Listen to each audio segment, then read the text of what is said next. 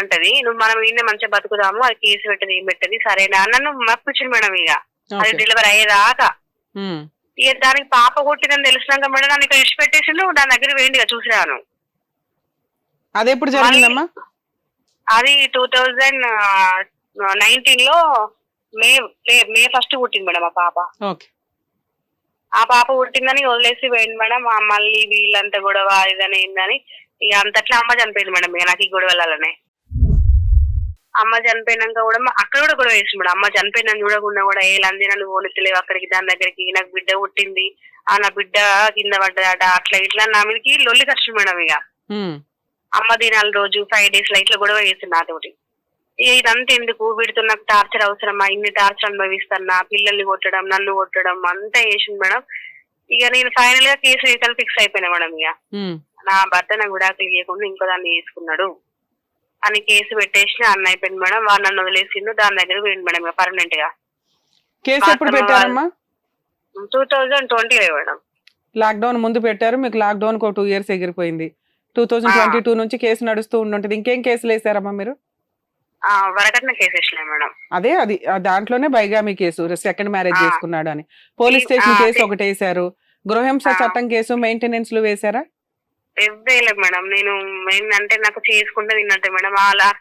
కోర్టులో పోతే లాయర్ ఇంత పైసది అమ్మా అంత పెట్టి ఇంత పెట్టు అంటే అంత స్తోమత నాకు లేదు. ఎక్కడ నుంచి మాట్లాడుతున్నావమ్మా నువ్వు? మేడం ప్రస్తుతానికి అయితే ఇప్పుడు నేను మా అమ్మ వాళ్ళ ఇంటికాడ ఉన్నా మేడం. ఎక్కడ అది? గోదావరి మేడం. గోదావరి గాని 498 కేసు ఎక్కడుంది? అక్కడే ఉంది, మంతిలోనే ఉంది మేడం. మంతిలో ఉంది. సో ఇప్పుడు నువ్వు 4 years నుంచి గోదావరి గన్లో ఉంటున్నావా? లేదు, అత్తగారితోనే ఉంటాను మేడం. వాడిని పంపించేసిన, వాడు నువ్వు రావద్దు అని మా అత్తమ్మ వాళ్ళు కూడా చెప్పేసి కరెక్ట్ కాదని పోలీసులు. మీ అత్త వాళ్ళు మీకు సపోర్ట్ గానే ఉన్నారు, నా కోడలు ఈవిడే, నా మనవాళ్ళు వారసులు వీళ్ళే అని మీ పిల్లల్నే వాళ్ళు సపోర్ట్ చేస్తున్నారు. వాళ్ళు చూసుకున్నారు, కానీ చూసుకుంటామని చెప్పి వాడికి ఏది వచ్చినా కూడా నీకే ఇస్తాం, నీ పిల్లలకి ఇస్తాము, నీ బిడ్డ పెళ్లి. అది ఎప్పుడు ఇస్తారు? వీళ్ళు ఇచ్చేయాలి కదా ముందే. 20 మేడం. 2020 అన్నీ అయిపోయినాయి మేడం. స్టేషన్లు అన్నీ అయిపోయినాయి. ఇక నువ్వు రావద్దు, ఇంటికి రావద్దు అని వాళ్ళ పేరెంట్స్ పెట్టి కండిషన్ పెట్టి నీ వరకట్నం కేసు పెట్టినాక ఓకే నా మనరాలు నా మనవడు రాసిచ్చారా? లేదు, జస్ట్ నార్మల్ గా నోటరీ మీద రాసిచ్చింది మేడం. వట్టి కదా అతనికి వచ్చే షేర్ ఏదైతే ఉందో అది నా వారసులకే ఈ పిల్లలకే చెందిద్ది అని అది సఖి సెంటర్ లో రాసిచ్చింది మేడం. సఖి సెంటర్ వచ్చింది కదా ఇప్పుడు మహిళలకు. ఓకే అమ్మా. పెద్దపల్లి సఖి సెంటర్ లో రాసిచ్చింది మేడం. అది అంతవరకే మేడం. ఇక నాకు ఇచ్చింది లేదు, వాళ్ళు ఏం చేసలేదు. బంక్ లో చేస్తే మేడం ప్రస్తుతానికి అయితే బంక్ లో చేసిన మొన్నటి దాకా 5 months ముందు మేడం చేసిన. ఇక నాకు 3 kilometers నడవాలి madam, up and down 6 kilometers నడవాలి నేను జాబ్ చేయాలంటే. మీ అత్తగారి ఇంటి నుంచి?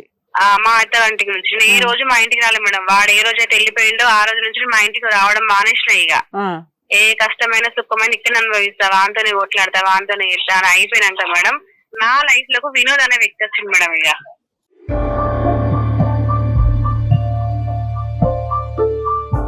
అదే 2020 కానీ మేడం ఒక 3 months తర్వాత వినోద్ అనే వ్యక్తి నా లైఫ్ లోకి వచ్చింది మేడం. ఇక తనకు అన్ని తెలుసు మేడం నా గురించి. నాకు పెళ్ళైందని తెలుసు, 2 పిల్లలు నాకు తెలుసు, ఈ గొడవలు తెలుసు, ప్రతి ఒక్కరు తెలుసు మేడం. ఈ అక్కడ పరిచయం మేడం. ఇక్కడ 100 రోజుల పని కాడ ఉపాధి పని ఉంటాయి కదా మేడం, ఆ పని దగ్గర పరిచయం అయింది మా ఊరి అబ్బాయిది కూడా. అక్కడ పరిచయం అయ్యి ఏమన్నాడు అంటే నేను చేసుకుంటా, నీ పరిస్థితి ఇట్లా అయింది కదా, మీకు ఎవ్వరు లేరు కదా, మీ అమ్మ నాన్న లేరు, నేనున్నా నీకు సరేనా, నన్ను నమ్ముతావా నమ్మవా అంటే నా పరిస్థితి తెలుసుకొని నువ్వు ఎట్లా ఇట్లా మాట్లాడుతున్నావు అది అని మేడం. అప్పటి నుండి మేడం ఇప్పటి వరకు కూడా నన్ను నమ్మించి లొంగ తీసుకొని శరీరకంగా వాడుకొని రీసెంట్ గా పెళ్లి కూడా చేసుకున్నాం మేడం. 2023 March 9 పెళ్లి చేసుకున్నాం మేడం. ఇప్పుడు అంటాను కదా మేడం, నాకు మా అమ్మ చచ్చిపోతా అంటుంది, నేను బతకలేను మా అమ్మ లేకపోతే, నువ్వేనన్నావు.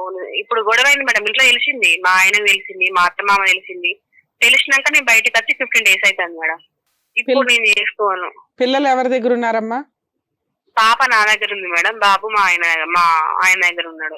వచ్చేసిండు మేడం, ఆయన వచ్చిండు ఇంటికి వచ్చిండు. ఇప్పుడు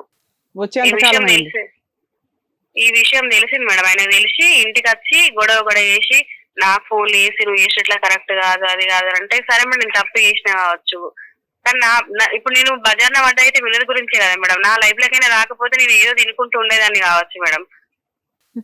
వారిని ఎవరి కాళ్ళు తప్పులు చేసేస్తున్నారు, ఒకళ్ళనొకళ్ళు ఏళ్ళు పెట్టుకొని చూపించుకుంటున్నారు. ఇప్పుడు నువ్వు నిజం తప్పు మేడం, చేయకుండా నేను ఉండి చేసేస్తా. మీ ఆయన్ని ఏలిపెట్టి చూపించాలా? అట్లాంటి వీక్ మూమెంట్ లోనే మీ ఆయన తప్పు చేశాడు. మరి నువ్వు సర్దుకున్నావా? సర్దుకోలా. మీ అత్తలు ఇద్దరు సర్దుకున్నారు, నువ్వు సర్దుకోలేదు కదా అలాగా. ఎందుకంటే నా భర్త నాకే సొంతం, నా భర్త పిల్లలు నేను ఉండాలి అన్నావు. అన్నదాన్ని తిప్పి కొడితే 4 సంవత్సరాలకి నువ్వు అదే పప్పులో కాలేసావు. సరే ఓకే అమ్మా, ఇప్పుడు నీ ఉద్దేశం ఏంటి? ఏం లేదు మేడం, ఇప్పుడు వినోద్ నన్ను పెళ్లి చేసుకున్నాడు మేడం. 5 సంవత్సరాల నుంచి నాతోనే ఉంటాడు.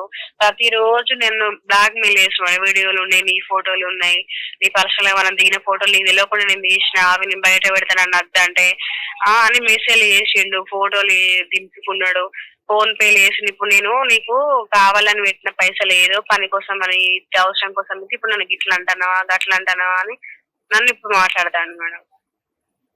ఇప్పుడు అతని ఉద్దేశం ఏంటి? నీతో కలిసి ఉంటాడా ఉండడా? ఉంటాడు మేడం, వాళ్ళ అమ్మ బెదిరిస్తుందట. ఏమని? కలిసి ఉండొద్దనా? నువ్వు దాన్ని తీసుకొచ్చుకుంటే నేను చచ్చిపోతా అని బెదిరిస్తుందట. ఇప్పుడు మీ ఇద్దరు కలిసి ఉన్నారా?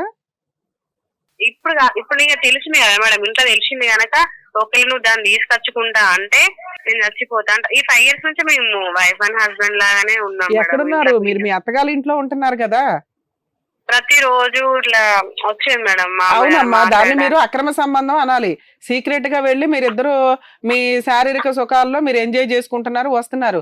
అది వైఫ్ అండ్ హస్బెండ్ ఏమిటి? వైఫ్ అండ్ హస్బెండే ఫిజికల్ గా ఉంటారా? లవర్స్ ఉంటారు, అక్రమ సంబంధం వాళ్ళు ఉంటారు, ఇష్టం వచ్చిన పనికి మాలోళ్ళంతా అలాగే ఉంటారు. మీ విషయానికి వచ్చేసరికి మీరేదో తాళి కట్టేసుకున్నామండి అంటే మీ ఆయన, ఇప్పుడు మీ ఆయన మీద పెట్టిన కేసు పోగా నీ మీద ఎదురు కేసు రిజిస్టర్ అవుతుంది. మీ హస్బెండ్ కి విడాకులు ఇవ్వకుండా నువ్వు ఒక పెళ్లి చేసుకున్నావు, మీ ఆయన కూడా సేమ్ అదే కేసు పెట్టవచ్చు నీ మీద.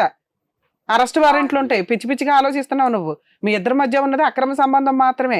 మీ ఆయన పెళ్లి చేసుకొని ఆయన అక్రమ సంబంధమే అని ఎందుకు అన్నాడో తెలుసా నీకు? కేసు నుంచి తప్పించుకోవడానికి. నువ్వు కూడా అదే వర్కౌట్ లో ఉండాలి తప్ప లీగల్ గా పాయింట్ అవుట్ చేసేసి మా రెండో భర్త వాళ్ళ అత్తగారు ఒప్పుకోవట్లేదండి, నన్ను యాక్సెప్ట్ చేయమనండి అనటానికి మీ పెళ్ళే చెల్లదు. మీ మధ్య ఉన్నది అక్రమ సంబంధం మాత్రమే, లీగాలిటీ లేని ఒక రిలేషన్. దాని మీద నువ్వు అతని మీద కేసు వేయగలవు. ఏమని? నా జీవితం సర్వనాశనం చేశాడండి, నన్ను నమ్మిచ్చాడండి, 5 years నుంచి నన్ను ఇట్లా బ్లాక్మెయిల్ చేస్తూ ఫిజికల్ గా కమిట్ అయ్యి నన్ను ఇబ్బంది పెట్టాడండి, ఇతని మీద లీగల్ యాక్షన్ తీసుకోండి, నన్ను అతని దగ్గర ఇంకా ఫొటోస్ ఉన్నాయి, రేపొద్దుట అవి సోషల్ మీడియాలోనో యూట్యూబ్లోనో పెడతానని బెదిరిస్తున్నాడు అంటే అది స్ట్రాంగ్ కేసు. అలా పెట్టే లీగాలిటీలో అవకాశం ఉంది నీకు. నువ్వు ఇప్పుడు మమ్మల్ని ఏం అడుగుదాం అనుకుంటున్నావమ్మా? మీ డౌట్ ఏంటి మేడం? నా డౌట్ ఏం లేదు మేడం, వినోద్ తోటే నేను బతకాలనుకుంటాను మేడం. వినోద్తో బతకాలనుకుంటున్నావు? వినోద్ కూడా నీతో బతకడానికి రెడీగానే ఉన్నాడు కదా, మీరిద్దరు వెళ్ళి బతికేయచ్చు కదా మరి ఎక్కడైనా. ఇప్పుడు మీ ఆయన ఎట్లా ఇంట్లో నుంచి వెళ్ళిపోయాడు, నువ్వు కూడా అట్లా వెళ్ళిపోవచ్చుగా. అయితే ఇప్పుడు వాళ్ళ అమ్మ నేను చచ్చిపోతే నువ్వు బయటికి వెళ్ళిపోతాను బ్లాక్ మెయిల్ ఆమె చేస్తుంది. అబ్బా, ఆయన వయసు ఎంతమ్మా? టీనేజర్ లాగా 26 మేడం.